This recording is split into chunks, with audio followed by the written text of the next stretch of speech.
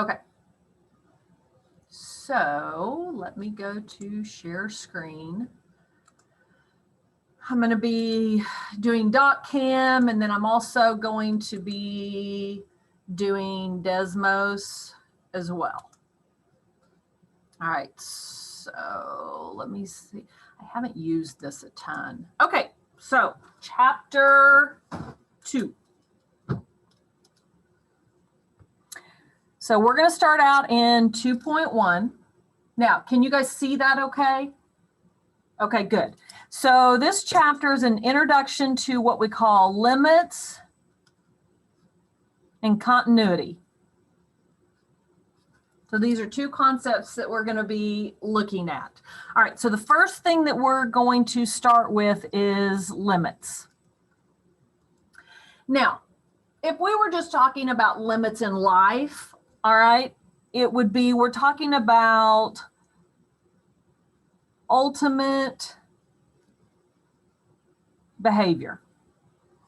All right, I'm sure each and every one of you all were perfect angels as children growing up. So you probably never heard this, but there were days that I got to a point where I would tell my kids, you're driving me crazy, I've about hit my limit. So my patience was wearing thin, I've hit my limit, I can't take any more. All right, so that's what we're talking about, is hitting limits. All right, now we're going to be obviously looking at that in mathematical terms. So I want to give you an introduction.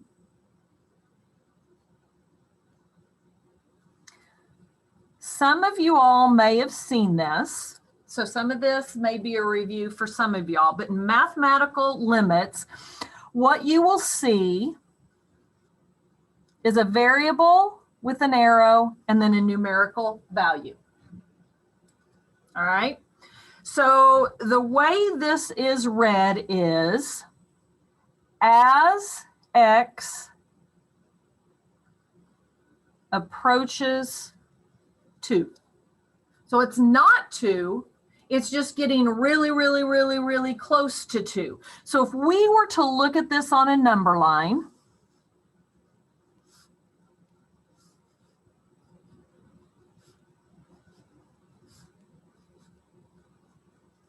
all right, so here's 2, but what we're talking about is as x approaches 2, so it gets closer and closer. All right, well, there's 2 different ways we can approach 2. We can approach it from the left and we can approach it from the right.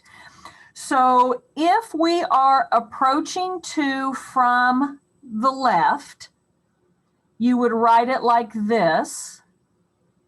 Now, this doesn't mean that the 2 is a negative 2. It just means that it is approaching the number 2 from the left side. So this represents approaching from the left. And then if we were talking about approaching 2 from the right, we would put a plus because we're coming from it from the right side. So here's what I'm talking about. Here's the number 3, and if I'm going to approach 2 from the right, here would be 2.5. I'm getting closer and closer, but what I want to do is I want to approach 2 as close as I can. So I'm talking about numbers like 2.1, 2.01, 2.001, and of course you could go 2.0001, 2.000 infinite. You could just keep getting closer and closer and closer to 2 from the right, but never actually reaching it. Okay, so now if I was to approach 2 on the number line from the left, what numbers am I looking at? 1.5, 1.6, 1.7. Yes, and then then I'd get to 1.9. 1.99, 1.999, and I would continually get closer and closer and closer to 2, but never be 2, okay? So that's kind of the terminology that we need to look at first. All right, so how is that going to be used with us and functions? All right, well, let me give you the example of f of x is equal to 2x plus 3. All right, so I'm going to come over here and I'm actually going to graph it here, and then we're going to go to Desmos here in a little bit. All right, so we know this is the x-axis, this is the y-axis, but in terms of functions, we would call this f of x. So this is your input, this is your output, okay? All right, well, if I looked at this as a graph, I could use slope-intercept form, right? So it crosses the y-axis at 3, 1, 2, 3, and then it has a slope of 2, which rise over run up 2 over 1. So I would go up 2 over 1, and I could give somewhat of a graph right here. Okay. So this is the graph of that line. All right, so what if we looked at this and we said, now I want to know what is the limit of 2x plus 3 as x approaches 2. So here's 2. So what we're going to be looking at is as x approaches 2, what happens to my function? All right. Well, one way we can do is we can construct a table. So we're going to have a table where we have x values, and then the output is f of x. Now, I'm going to let Desmos do this for us here in just a little bit, but I want to show you what it would look like. All right, so as x approaches 2, we talked about 1.9, 1.99, 1.999. Now these are approaching from the left. So this would be as x approaches 2 from the left, and we want to know what is the output. And then if we were approaching from the right, we could use 2.1, 2.01, 2.001. And these would be as x approaches 2 from the right. All right, so I'm going to go over to Desmos so we can look at what these outputs are, okay? So I'm going to stop sharing this. I'll come back to it. And I'm going to go to Desmos, which has something else on it. I'll get rid of all of this. I was looking at something. Okay, so we have the functions. Instead of f of x, I'm just going to type in y equals 2x plus 3. Let me move this over here. All right, let me move this so you can see. All right, so there is that line. Now, what I'm going to do is I'm going to construct a table, and I'm going to put in 1.9, 1.99. So see how it right here, it's spitting out. So you can now fill in the rest of your table on what these values are. 1.99, whoops, hit the wrong one. 999. All right, so from the left, as x is approaching 2, what does the output get closer and closer to? 7. 7. All right, so let's look at it from the right. 2.1, 2.01, 2.001. And again, it's getting closer and closer to 7. All right, so let me, oh, and here I can even show you here. There are all those points right there that are graphed. So what does that give us then? All right, so this was, we had 6.8, 6.98, 6.998, 7.2, 7.02, and 7.002. So what we're looking at is as we continually get closer and closer to 2, we see that this obviously is getting closer and closer to 7.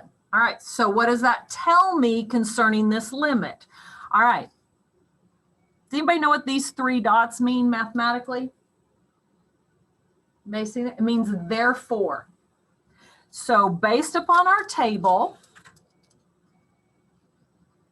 the limit as x approached 2 for the function 2x plus 3, it continually got closer and closer and closer to 7.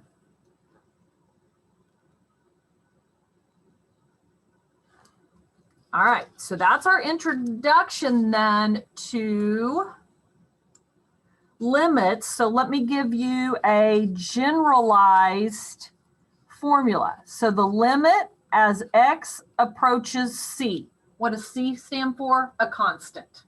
So in our case, it was 2. For any function, whoops, don't want that there, f of x equals the limit. And as we found, that limit is going to be a numerical value. So a limit has an answer L, which we know will be a numerical value when, as x approaches that constant from the left, and as x approaches that constant from the right,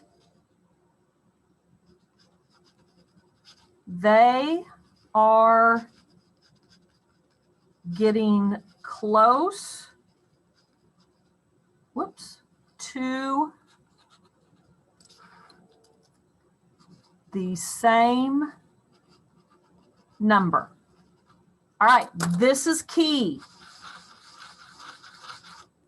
Right here. As they're approaching from the left and the right, they have to continually get closer and closer to the same number. So if you have a function and as you go from the left, it's getting closer and closer to a number here, but to the right, it's getting closer and closer to a number here. These are not getting closer to the same number. Therefore, they would not have a limit. So as they go, they have to be meeting and getting closer and closer to the same number, okay?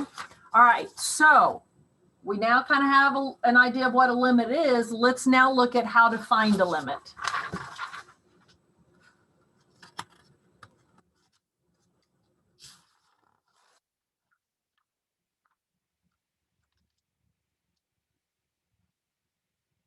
All right, so how to find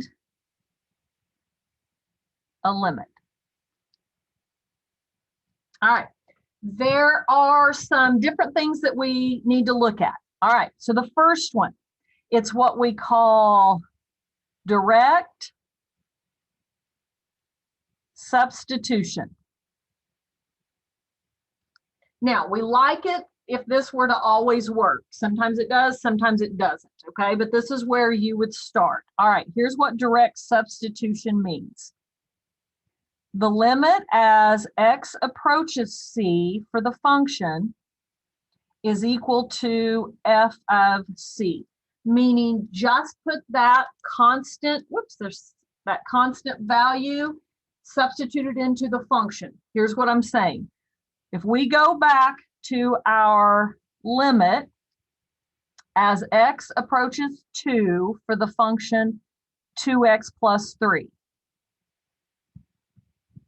So what direct substitution tells me to do is to do f of 2. So that means just put a 2 in place of here. So we would do 2 times 2 plus 3, and that equals 7, which is what we found this to equal.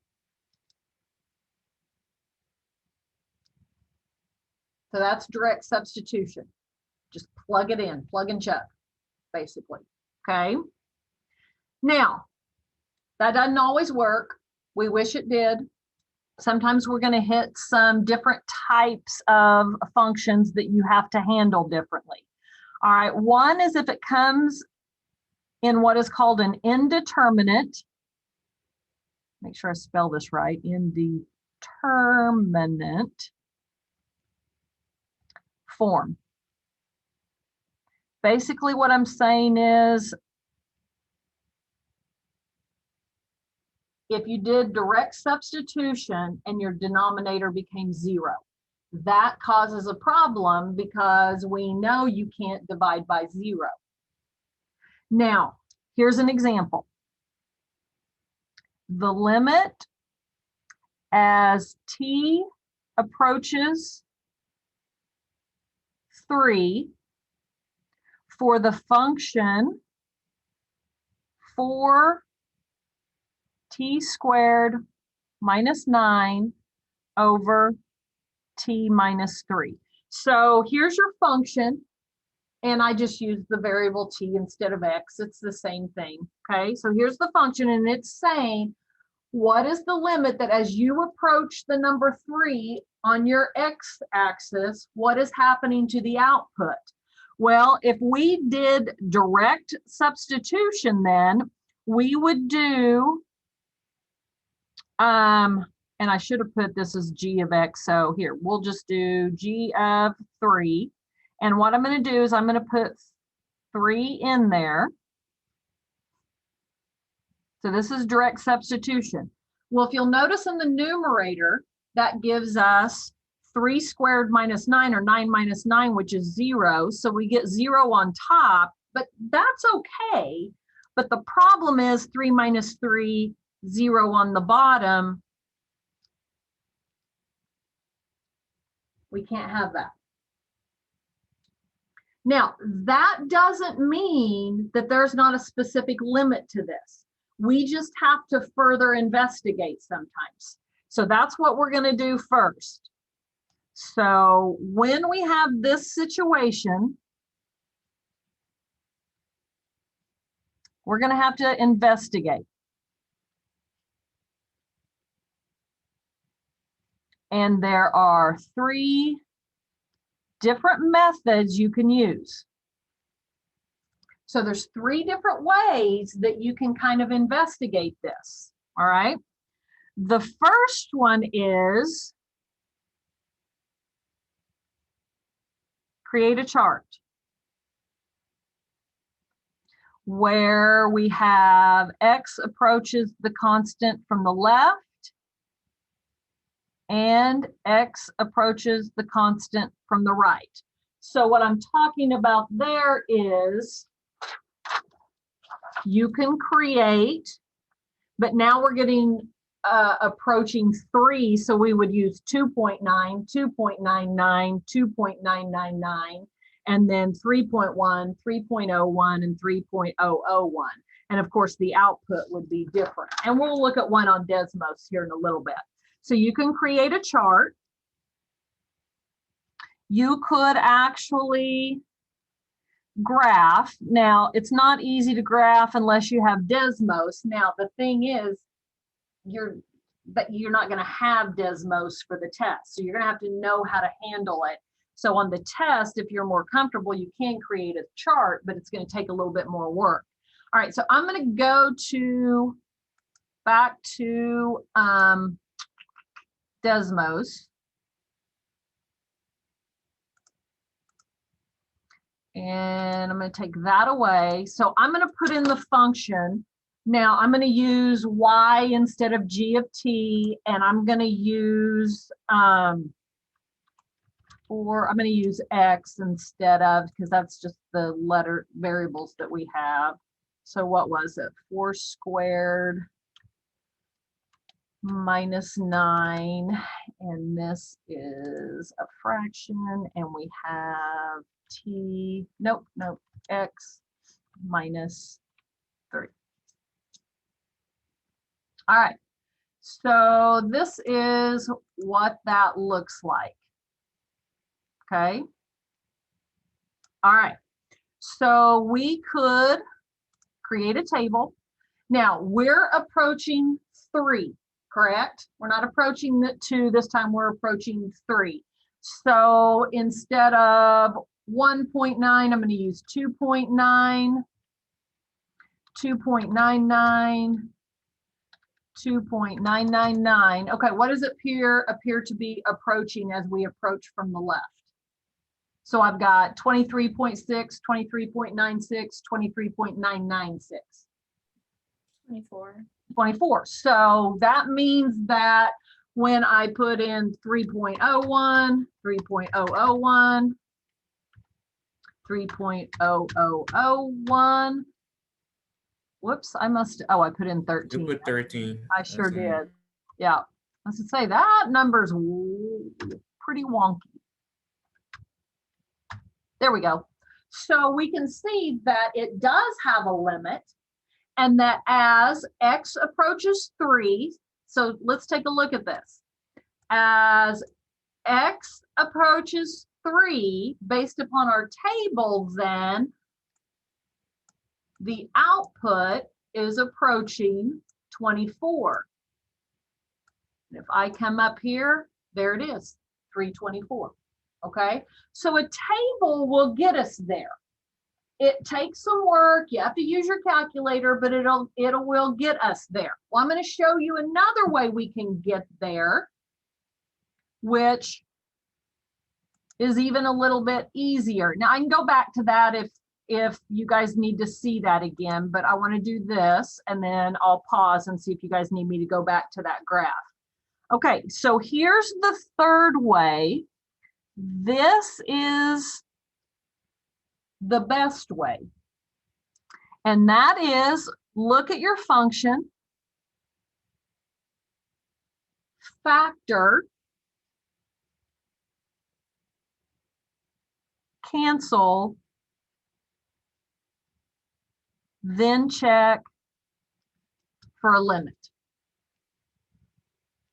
All right, so here's what I'm talking about. Here's my original function.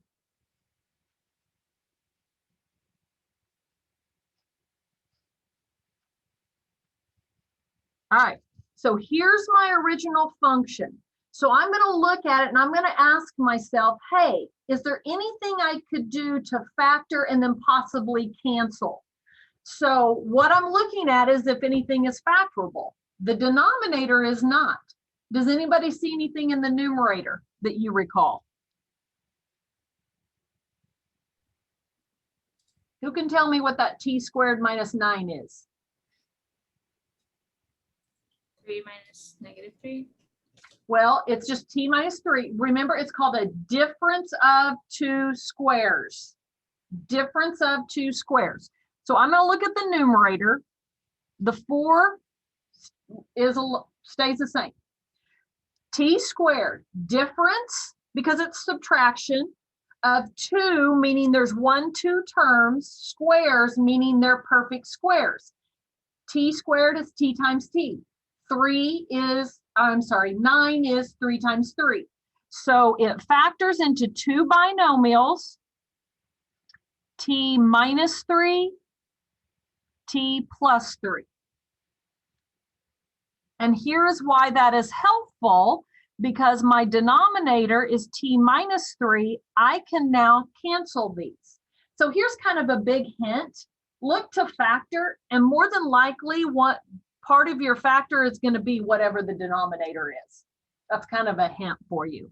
Okay, so now what I'm going to do is I'm going to look at the limit as x approaches 3, but now I'm going to use 4 times t plus 3. Not the original function, because that gives me a denominator of 0. So now, can I do a direct substitution? So I'm in place of t, I'm going to put 3. Well, lo and behold, that's 4 times 6, 24, which is what we got when we created that table.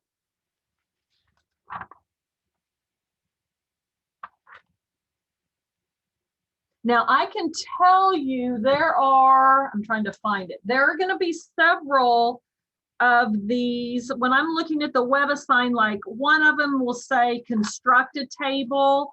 Some of them will say, let's see, that's, you'll use direct substitution.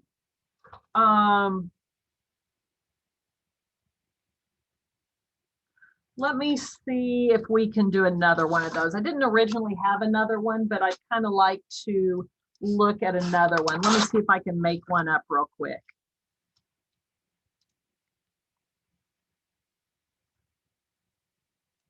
Hang on, give me just trying to find some scrap paper so I can make up one that's.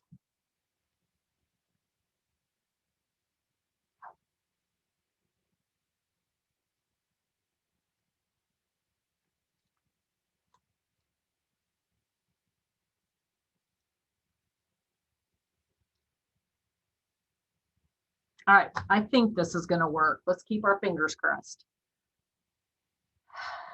Okay, so let's say I asked you to find the limit as x approaches -3 for the function x plus 3 over x squared plus 7x plus 12.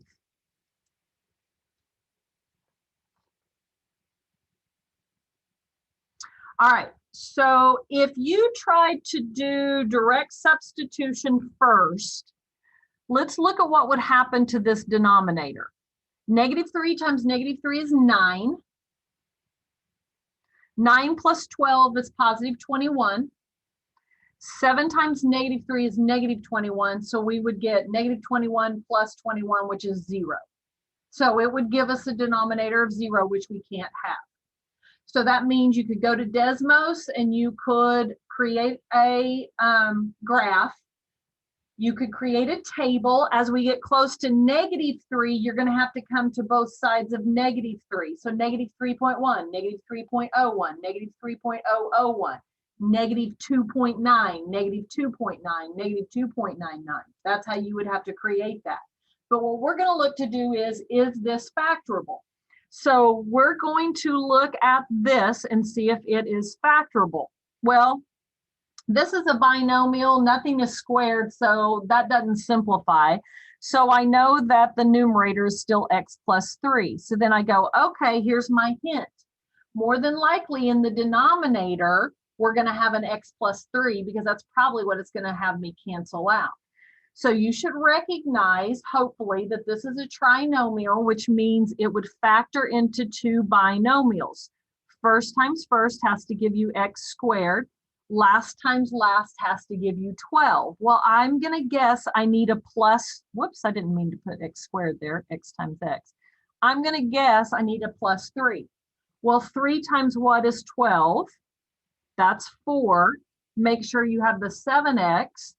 Outside is 3x, inside is 4x, that's your 7x. So sure enough, it does.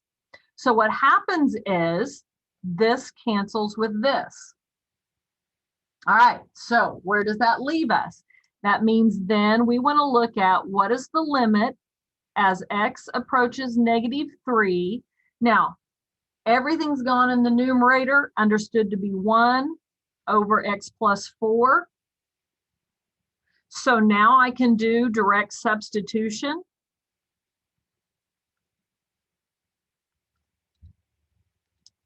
So that would equal 1. All right, does that make sense? That's just one more example of that. Okay. So the third scenario that can occur, sorry, I can't see my time.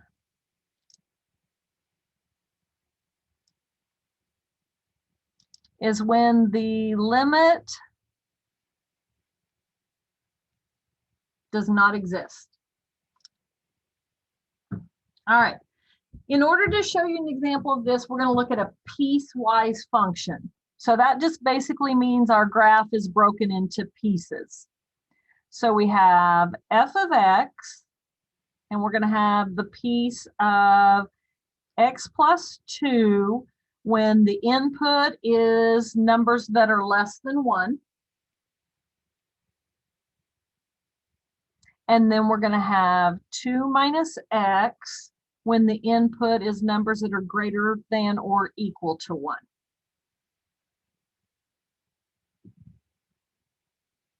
All right, so I'm going to come over here to the side and create a graph that we can look at.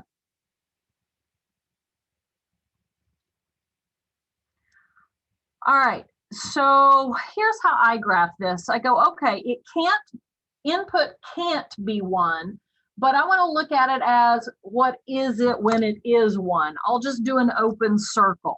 So if I was to do 1, if I put 1 in for x, what would the output be? 3. 1 plus 2 is 3. So I'm going to go over 1, 1, 2, 3, but it cannot be that value, so I'm going to do an open circle. So then I'm going to choose another number where x is less than 1, so I'm going to choose 0. So when I put in 0, then x is 2, so 0, 2, and then once you have 2 points, of course, all you have to do is connect those.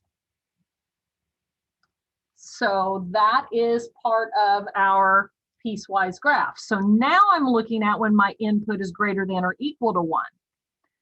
So I'm going to say, okay, what is it when it is 1? So 2 minus 1 is 1. Because of this greater than or equal to, I know it can be that value. So it's right here. And then I'll do another point. I'll just do 2. 2 minus 2 is 0. So over 2, so it would look like this. Okay, all right. So I want to look at the behavior from it's approaching from different ways. So here's what I'm saying. I want to look at what is the limit as x approaches 1 from the left. So that means that as x approaches, of course, here's 1 right here. So if I approach it from the left, that means all the numbers that are smaller than 1. So I come up here. When x is smaller than 1, I have to use this function. So I'm going to use x plus 2. And of course, if we do direct substitution, I put in 1 plus 2 and I get 3. So basically it's saying that as x gets closer and closer to 1 from the left, the output is going to get closer and closer to this 3. Whereas the limit as x approaches 1 from the right, so now we're looking at, okay, what happens when I'm approaching it from the right? Well, then that means all of your x values are larger than 1, so we use the function 2 minus x. When it was 1, we knew that gave us 1. So as x gets closer and closer and closer, so when we went, say, you would go over x, here would be your output.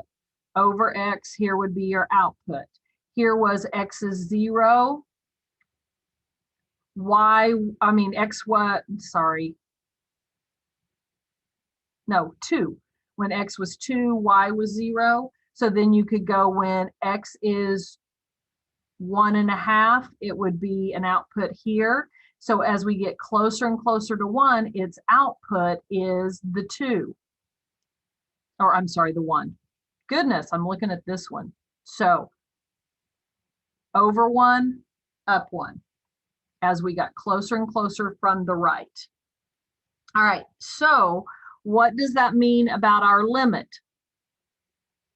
as x approaches 1 for f of x, meaning this piecewise. All right, let me go back to the very first page of notes where I said a limit has an answer L that is a number when, as you approach from the left and you approach from the right, they are getting close to the same number.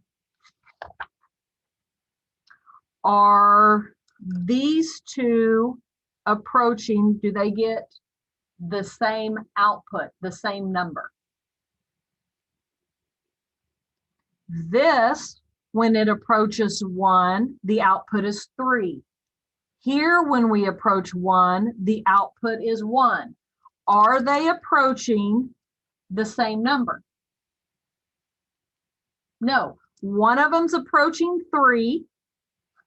One of them's approaching 1. I don't know about you, but the last time I knew about numbers, 3 and 1 aren't the same number. So what that tells me is there is not a limit. And why? Because they don't approach the same number. So how do we write that? What would that look like on WebAssign? So if they approach two different numbers and they're not the same, then you say the limit does not exist. Why? Because they're not approaching the same number. That's the key there.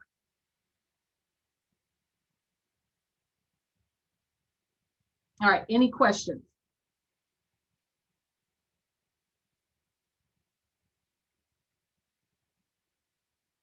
Okay. Then the last scenario that can occur with limits deals with infinity.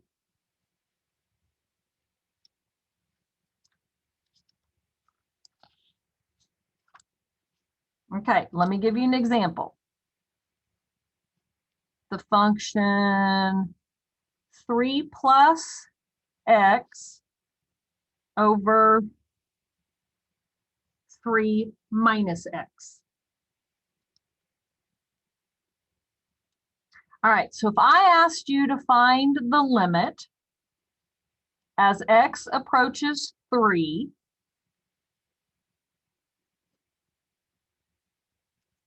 for that function. So the first thing that I would look at is go, okay, can I do direct substitution? So I would look at this and go 3 plus 3 is 6. 3 minus 3 is 0. So direct substitution would give me 6 over 0, which that we can't have the denominator 0. So then the next thing that I would look at is to do what we just did. I could create a table or I could look to factor. So what I would do is look to factor. Well, I don't have anything that is squared. So this is not factorable.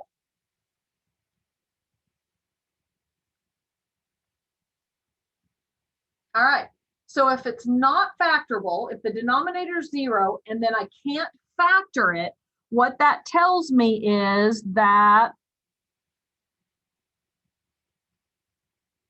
it does not exist.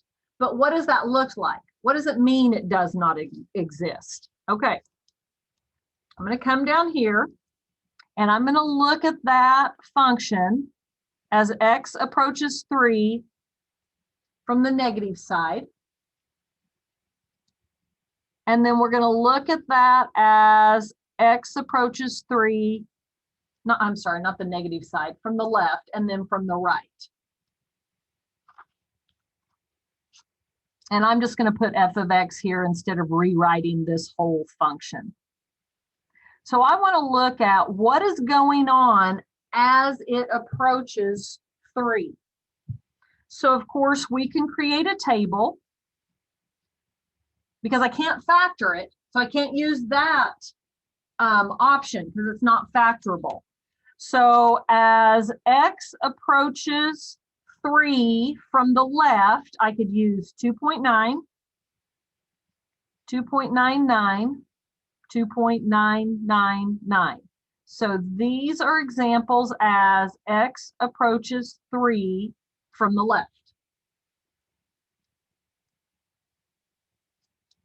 Then we can look at as x approaches 3 from the right. So that would be looking at 3.1, 3.01, 3.001. Now, we could look at all of this in the calculator, which means if I did 2.9, I would take 3 plus 2.9, 3 minus 2.9, and then this would give me the output. Then I would do 3 plus 2.99 over 3 minus 2.99. So I'd put each of these numbers in. Now, for purposes of time, I'm going to let Desmos do that for me today. Whoops, wrong one. All right. So I'm going to put a new function in. So I'm going to put 3 plus x. All right, I need this to move. And then 3 minus x. So that's my function. All right, so I want to look at what happens when we approach the number 3. Think of 3 on a number line. If you were coming at it from the left, you could put in 2.9, 2.99, 2.999. So we get 59. I'm going to write that down. So 59, 599, 5,999. So what is that number continually doing? It's getting bigger. I mean, I could even go one more if you wanted me to, 2.9999, and now we're at 59,999. So whereas before, like that one number was getting closer and closer to like number 24, this doesn't look like it's getting closer and closer to anything. What happens when I approach the number 3 from the right? 3.01. Well, I meant to do 3.1. Sorry, let me do that. 3.1. You get negative 61. 3.01, negative 601. 3.001, negative 6,001. What if we win another one? 3.0001. Now we're at negative 60,001. So that number's continually doing what? Smaller and smaller. All right, look up here as we approach from the left. The numbers got bigger and bigger and bigger and bigger, bigger and bigger. What do we call that? If a number continually gets bigger and it never stops. Which direction is it going?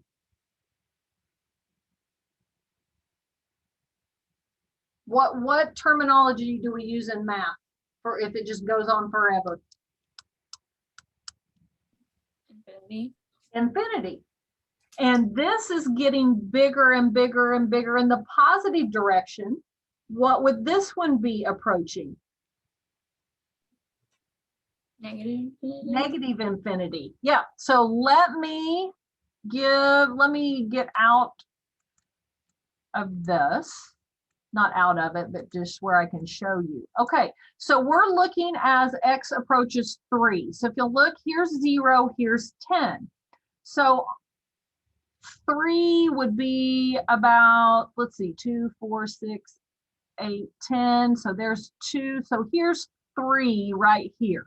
So as x from the left approaches 3, its output is getting bigger and bigger. See, there's one of my points. And bigger and bigger and bigger and bigger and bigger and bigger. And it's just going to keep going forever. So that would be, as it approaches from the left, you're getting closer to infinity.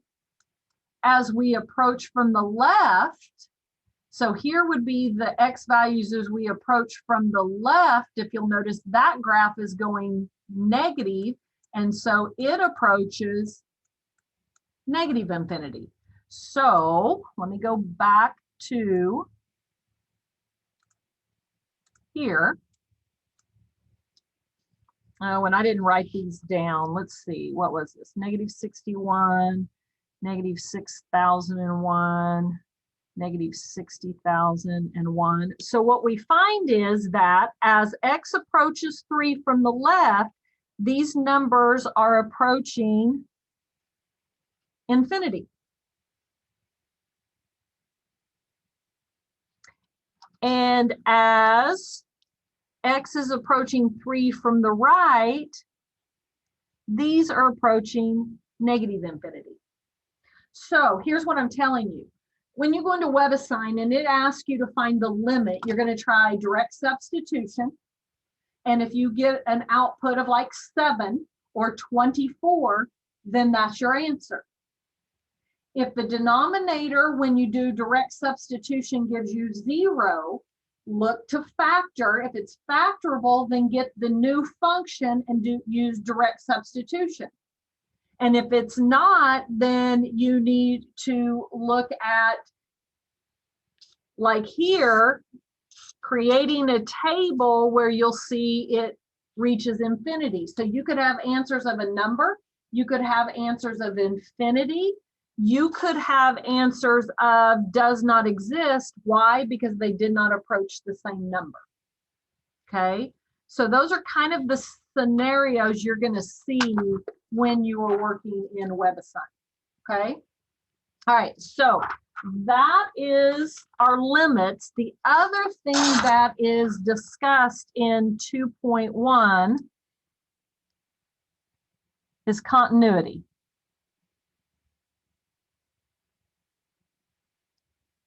Basically, what it's asking you is your function continuous or discontinuous? That's what it's asking for. Okay, I'm going to give you the 3 conditions, and then I'm going to show you what those 3 conditions mean. All right, because sometimes when you first are introduced, it's like, yeah, that's just a bunch of words, which makes me feel like you're Charlie Brown's teacher. So then I'm going to give you specifics on how to apply it. All right, so to determine if a function is continuous, you're going to look at 3 conditions. So 3 conditions to be considered continuous.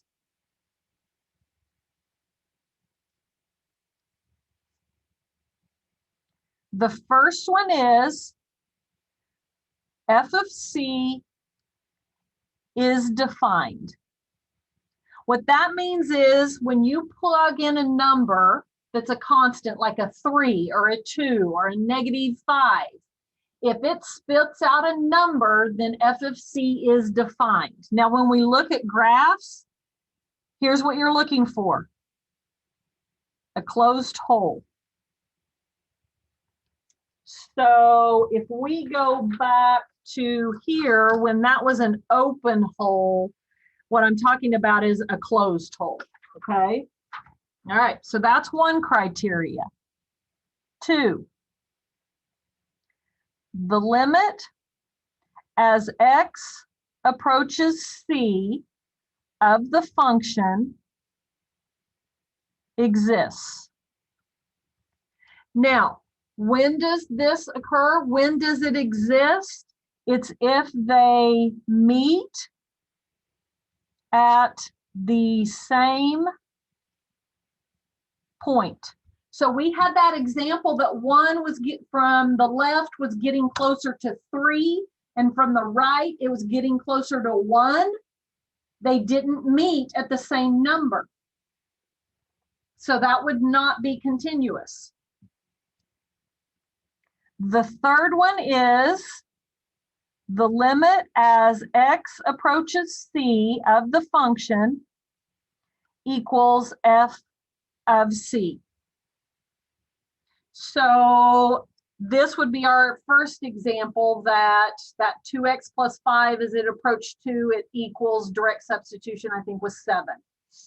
Okay, here's what happens there. Both 1 and 2 occur. which basically means if you were looking at a graph, the pencil never lifts from the paper. So I'll show you what that means with my examples, okay? So I'm going to give some graphs. We're going to look at all three of these criteria and determine if they're functions or not, okay? So I'm going to create 3 graphs.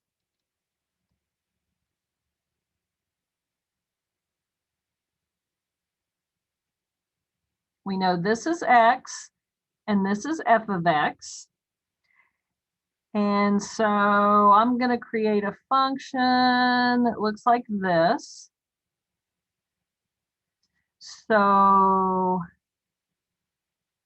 here is the constant c, which means the output would be f of c. So that's one graph. All right. Here's my second one.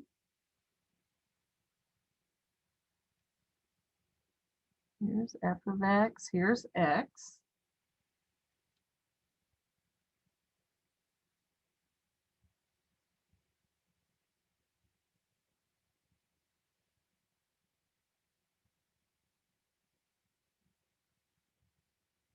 So here is c. I'll explain f of c here in a little bit when I come back to that.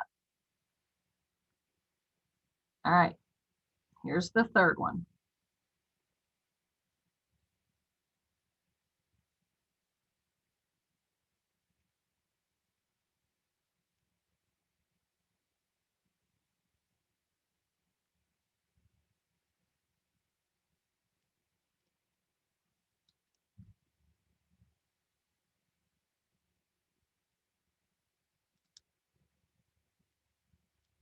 Okay, all right. So all of these are examples of functions, and we want to determine, are these functions continuous or discontinuous? In order for them to be continuous, all 3 of these scenarios have to be met. Okay, so the first says f of c is defined. F of c is over here. It would be, what is the output? It says closed hole. So when c is plugged in, here's f of c. So yes, it exists because that is colored in. That means you would get a definite numerical output, okay? The second says that as you approach from the left and as you approach from the right, f of x, the limit then exists. Basically, do they meet at the same point? And yes, as I come from the left, it's getting closer and closer to this point. And as I come from the right, it's getting closer and closer to this point. So yes, so we checked on the first condition, it's met. The second condition, it's met. The third condition tells me that if I put in c, it would spit out f of c, which is this point right here. Basically, if 1 and 2 are met, then the chances are good because they meet at the same point that we're good there, okay? All right, so let's look at this second one. All right, so criteria 1 says that f of c exists. All right, well, because of this closed hole right here, this is considered f of c. All right, so it does exist. So as you get closer to c, it would spit out this value, which is f of c. All right, 2. All right, so now we're looking at the function as x approaches from the left and as x approaches from the right, do they approach the same number? Are they going to eventually meet? Yes, they're going to meet at this open circle right here. So that is true.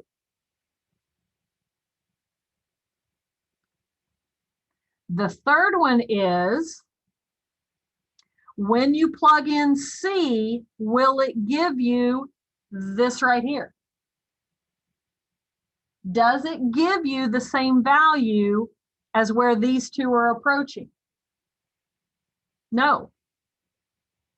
Because when you plug in C, it is going to spit out this point up here. So as it approaches on the function, it's going to spit out this number, not this number. So this is considered discontinuous, whereas this is continuous. Now, guys, the key here is your pencil never would lift. If I started here and drew this, everything fits. I never have to lift up my pencil. Whereas here, I would follow here. Oh, there's a hole. I have to lift it up and then go to the rest of it. And then here's the output for F of C. So I'm definitely lifting my pencil. Here, criteria 1, is there an F of C? When I plug in C, it tells me that at that point, here is F of C right here. So criteria 1 is true. Criteria 2 says that as I approach from the left and as I approach from the right, I'm meeting at the same point. Are those two meeting at the same point? No, one is coming to this point here, one is coming to this point here. So they do not meet. So as soon as that's a no, then I know it's discontinuous. All right. All right. So I'm going to give you 3 more examples because I know that's a little hard to kind of wrap your head around. So let me give you 3 more pictures because you're going to have to do this in WebAssign.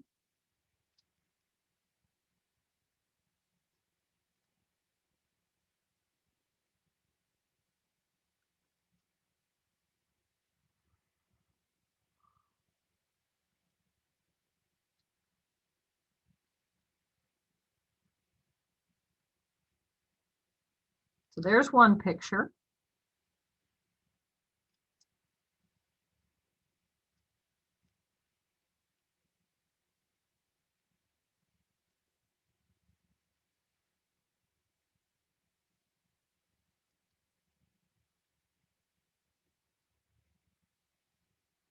There's a second picture.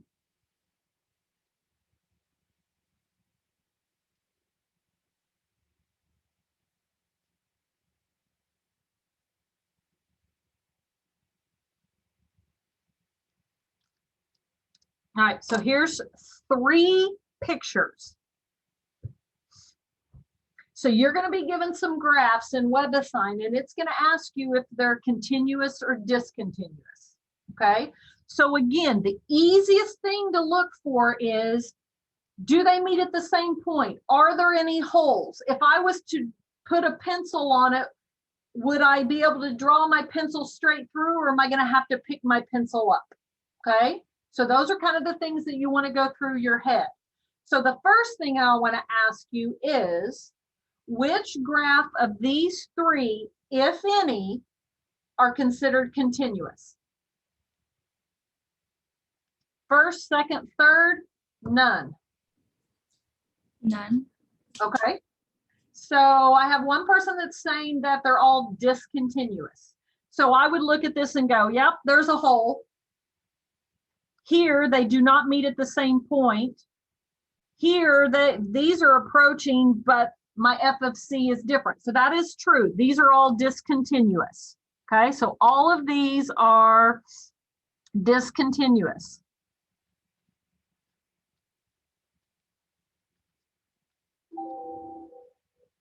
Now, here's the thing in WebAssign though. You're going to have to determine which of the 3 conditions was not met.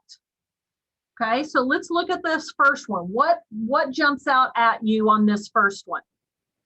It's an open circle. Okay, it's an open circle, which means that there is no value for F of C. So which one above of the conditions is not met? 1, 2, or 3? 1. Correct.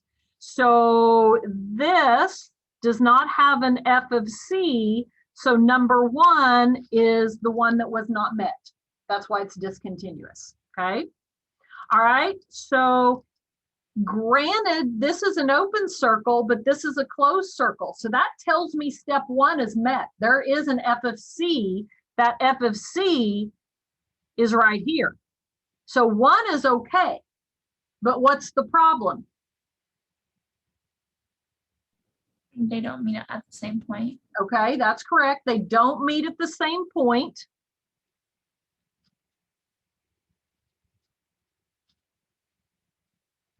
So which criteria would I list as not being met? 1, 2, or 3? 2 is correct.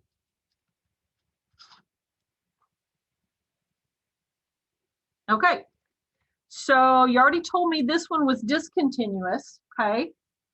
All right, is there an f of c?